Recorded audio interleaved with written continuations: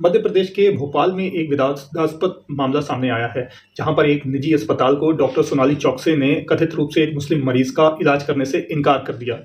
इस घटना के बाद मरीज को दूसरे अस्पताल ले जाया गया, लेकिन रास्ते में ही उनकी मौत हो गई। ये मामला इस्लामोफोबिया और धार्मिक भेदभाव के आरोप के कारण चर्चा में है। मोहम्मद वासित ने अपने बीमार पिता का इलाज के लिए एक निजी अस्पताल में भर्ती कराने का प्रयास किया। उन्होंने आरोप लगाया कि डॉक्टर सोनाली चौकसे ने उनके पिता का इलाज करने से इनकार करते हुए कहा कि वे मुस्लिम हैं और इस वजह से वे अपने कोई मदद नहीं कर सकती।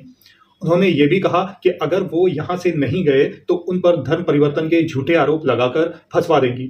इनकार के बाद वासित ने मजबूर होकर अपने पिता को दूसरे अस्पताल ले जाने की कोशिश की और हालांकि उन्हें समय पर इलाज नहीं मिल सका और रास्ते में ही उनकी मौत हो गई।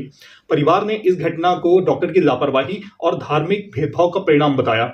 मृतक के परिवार ने इस घटना पर गहरा दुख और आक्रोश जताया।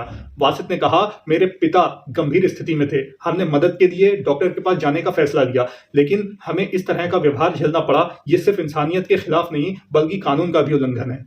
घटना के बाद सोशल मीडिया और स्थानीय समुदायों में भारी आक्रोश देखा जा रहा है। लोग इसे धार्मिक भेदभाव और इस्लामोफोबिया का उदाहरण बता रहे हैं। कई संगठनों और सामाजिक कार्यकर्ताओं ने इस मामले की निष्पक्ष जांच और दोषियों के खिलाफ कड़ी कार्रवाई की मांग की है।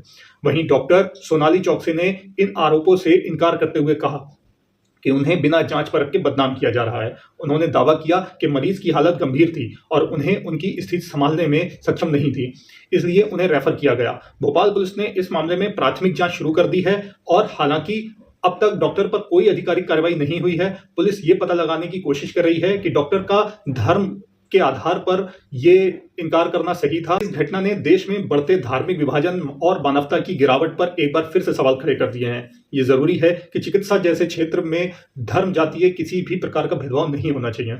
इस प्रकार की घटनाओं से सबक लेकर सामूहिक रूप से एकजुटता और समरसता की दिशा में कदम बढ़ाना चाहिए। दोस्तों, आप इस बारे में क्या सोचते हैं? कमेंट बॉक्स में जरूर बताएं।